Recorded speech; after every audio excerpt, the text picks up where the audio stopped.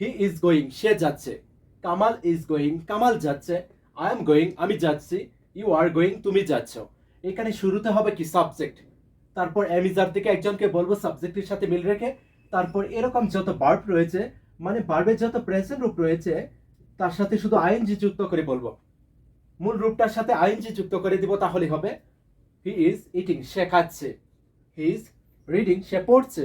খুব সহজ কিন্তু। ওকে, এখন যদি বলি যে সে পড়তে পারছে, সে খেতে পারছে, সে পড়তে পারছে, সে যেতে পারছে, এরকম কথা যখনই বলবো সেই ক্ষেত্রে অ্যামিজার এর পরিবর্তে হবে কি ক্যান বি। এই বিষয়টা মনে রাখতে হবে। হি ক্যান বি গোয়িং, সে যেতে পারছে। হি ক্যান বি ইটিং, সে খেতে পারছে। হি ক্যান বি রিডিং, সে পড়তে পারছে। খুব সহজ কিন্তু। যখন বলবো কোন একটি কাজ কি করতে পারছে, যেই কাজটা করছে তাকে শুরুতে বলবো, তারপরে ক্যান বি, তারপর এরকম ভার্বগুলি শুধু বসিয়ে দিব, তাহলেই হবে। ওকে, আর যদি বলি যে সে হয়তো যেতে পারছে, সে হয়তো পড়তে পারছে, সে হয়তো কাজটা করতে পারছে, এরকম, সেই ক্ষেত্রে ক্যান বি এর পরিবর্তে বলবো কি মেবি, তাহলে কিন্তু হয়ে যাবে হি মে বি গোয়িং, সে হয়তো যেতে পারছে। হি মে বি ইটিং, সে হয়তো খেতে পারছে। হি মে বি রিডিং, সে হয়তো পড়তে পারছে। হি ইজ গোয়িং, সে যাচ্ছে। হি ক্যান বি গোয়িং, সে যেতে পারছে। হি মে বি গোয়িং, সে হয়তো যেতে পার হি মে বি গোয়িং, সে হয়তো যেতে পারছে।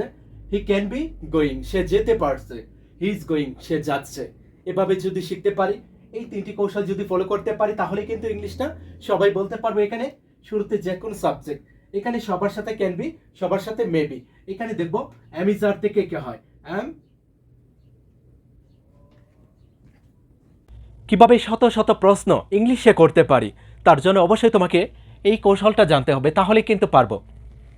ডু আই ডু, আমি কি করি, যখন এরকম প্রশ্ন করব, আমি কি যাই, আমি কি বই পড়ি, আমি কি বল খেলি, সেই ক্ষেত্রে শুরুতে হবে কি ডু আই।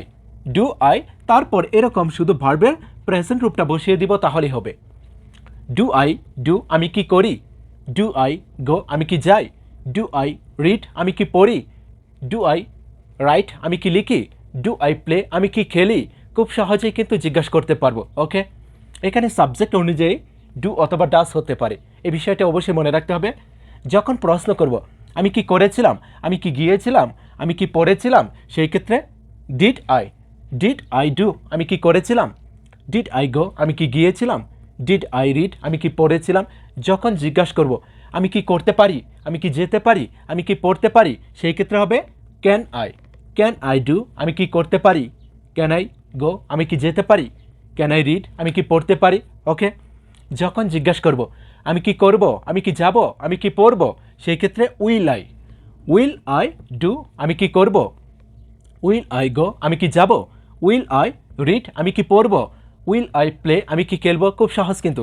যদি জিজ্ঞাসা করি, আমি কি করতাম, আমি কি যাইতাম, আমি কি পড়তাম, সেই ক্ষেত্রে উড আই ডু, আমি কি করতাম। উড আই গো, আমি কি যাইতাম। উড আই রিড, আমি কি পড়তাম। ওকে, যদি জিজ্ঞাসা করি, আমি কি করতে পারতাম, আমি কি যেতে পারতাম, আমি কি পড়তে পারতাম। কুড আই ডু, আমি কি করতে পারতাম। কুড আই গো, আমি কি যেতে পারতাম। কুড আই রিড, আমি কি পড়তে পারতাম। যখন জিজ্ঞাসা করব, আমার কি যাওয়া উচিত, আমার কি কাজটা করা উচিত, আমার কি পড়া উচিত। শুড আই ডু, আমার কি করা উচিত। শুড আই গো, আমার কি যাওয়া উচিত। শুড আই রিড, আমার কি পড়া উচিত। এখানে তুমি যে কোনো সাবজেক্ট বসিয়ে দাও, শুরুতে এদেরকে বলো। ওকে, তাহলে কিন্তু হয়ে যাবে। এখানে মাত্র 3টি সেন্টেন্স রয়েছে। এই 3টি সেন্টেন্সকে ফলো করে কিভাবে অসংখ্য সেন্টেন্স তৈরি করা যায়, সহজভাবে ইংলিশটা বলা যায়, চলো দেখি।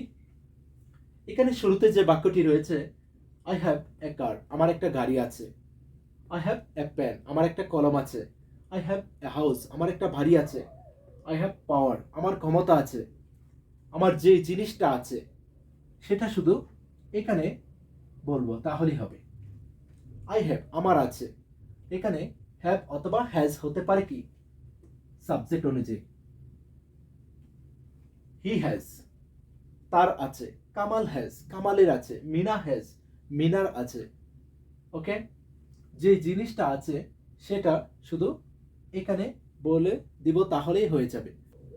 যে জিনিসটা আছে সেটা শুধু এখানে বলবো, তাহলে কিন্তু হয়ে যাবে। সাবজেক্ট অনুযায়ী হতে পারে হ্যাভ অথবা has.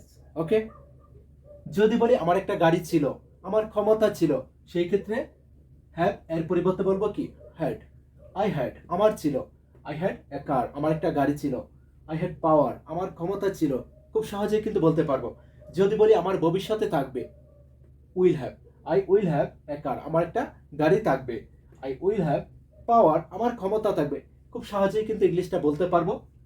I have a car আমার একটা গাড়ি আছে, আই হ্যাড এ কার আমার একটা গাড়ি ছিল, I will have a car আমার একটা গাড়ি থাকবে, খুব সহজেই কিন্তু বলতে পারবো। এখন যদি প্রশ্ন করি আমার কি একটা গাড়ি আছে, আমার কি ক্ষমতা আছে, সেই ক্ষেত্রে এখানে শুধু ডু বলবো তাহলেই হবে।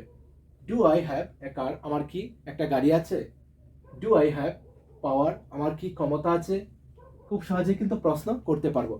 ডু আই হ্যাভ আমার কি আছে, যে জিনিসটা আছে সেটা শুধু বলবো তাহলেই হবে। অথবা যদি হ্যাজ থাকে তাহলে বলবো কি does. Okay, does he have তার কি আছে, হি হ্যাজ তার আছে, ডাজ হি হ্যাভ তার কি আছে এ কার একটা গাড়ি, do I have a car আমার কি একটা গাড়ি আছে, ডাজ কামাল হ্যাভ এ কার কামালের কি একটা গাড়ি আছে, ডাজ হি হ্যাভ এ কার তার কি একটা গাড়ি আছে, খুব সহজেই কিন্তু বলতে পারবো। ওকে, নেক্সট যদি বলি আমার কি একটা গাড়ি ছিল, আমার কি ক্ষমতা ছিল, সেই ক্ষেত্রে তোমাকে যে কাজটা করতে হবে এখানে শুধু ডিড বলতে হবে তাহলে হবে। Did I have a car আমার কি একটা গাড়ি ছিল, ডিড আই হ্যাভ পাওয়ার আমার কি ক্ষমতা ছিল, খুব সহজেই কিন্তু বলতে পারবো ইজিলি। ওকে, ইজিলি কিন্তু সেন্টেন্স তৈরি করতে পারবো। যদি বলি আমার কি একটা গাড়ি থাকবে, সেই ক্ষেত্রে এখানে বলবো কি উইল তাহলে হবে। Will I have a car আমার কি একটা গাড়ি থাকবে, উইল আই হ্যাভ পাওয়ার আমার কি ক্ষমতা থাকবে, খুব সহজেই কিন্তু প্রশ্নটা করতে পারবো। Do I have a car আমার কি একটা গাড়ি আছে, ডাজ হি হ্যাভ এ কার তার কি একটা গাড়ি আছে, did I have a car আমার কি একটা গাড়ি ছিল, ডিড হি হ্যাভ এ কার তার কি একটা গাড়ি ছিল, ডিড কামাল হ্যাভ এ কার কামালের কি একটা গাড়ি ছিল, will I have a car আমার কি একটা গাড়ি থাকবে, উইল হি হ্যাভ এ কার তার কি একটা গাড়ি থাকবে, উইল কামাল হ্যাভ এ কার কামালের কি একটি গাড়ি থাকবে, খুব সহজেই কিন্তু বলতে পারবো ইজিলি। যদি এভাবে শিখতে পারি, এই সেন্টেন্সগুলি যদি ফলো করতে পারি, আশা করি আজকের পর থেকে সবাই ইংলিশটা তৈরি করতে পারবো, সবাই ইংলিশটা বলতে পারবো। তুমি এখানে প্রশ্ন করতে উইলটাকে সামনে নিয়ে আসবে, আর এখানে হ্যাড রয়েছে, এটা কি ভার্বের ফার্স্ট রূপ। যদি ভার্বের ফার্স্ট রূপ থাকে সেই ক্ষেত্রে প্রশ্ন করি ডিড দিয়ে। যদি শুরুতে ডিড হয় সেই ক্ষেত্রে সাবজেক্টের পরে হবে কি ভার্বের প্রেজেন্ট রূপটা, হ্যাড এর প্রেজেন্ট রূপটা হলো কি have. Okay, did I have, did I have a car আমার কি একটা গাড়ি ছিল, খুব সহজেই বলতে পারবো। আর উইলটাকে শুধু সামনে নিয়ে আসবো। Will I have a car আমার কি একটা গাড়ি থাকবে, উইল আই হ্যাভ পাওয়ার আমার কি ক্ষমতা থাকবে। এই কৌশল